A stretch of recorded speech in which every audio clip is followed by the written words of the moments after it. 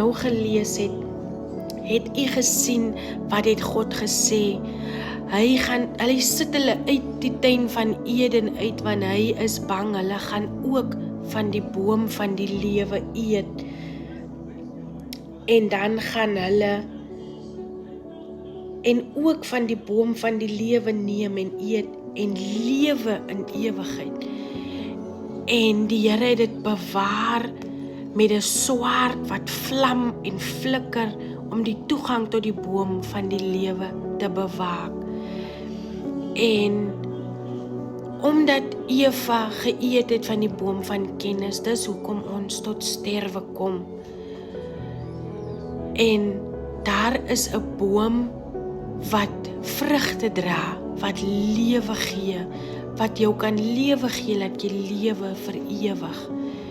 En ek weet nie of u ook sien op die TV hoe hulle eksplorasies doen by die Noordpool en al hierdie goed om die ys af te breek en al hierdie goed. En ek glo in my gees in, hulle is op soek na hierdie boom van die lewe.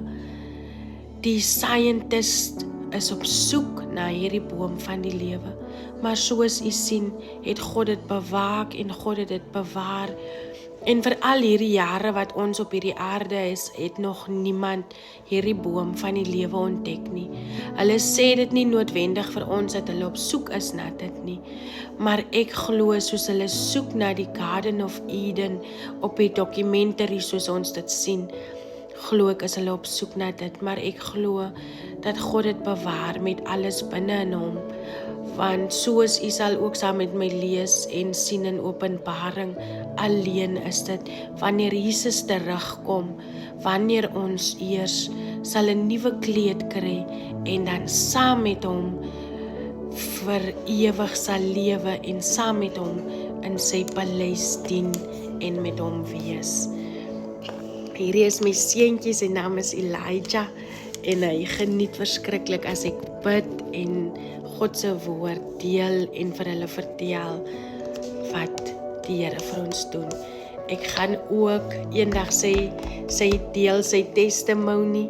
Hy is 'n miracle en 'n blessing, 'n absolute blessing vir my en my huisgesin. En ek glo grootliks vir ons familie. Ek glo dat hierdie boodskap u geseën het en u gaan bless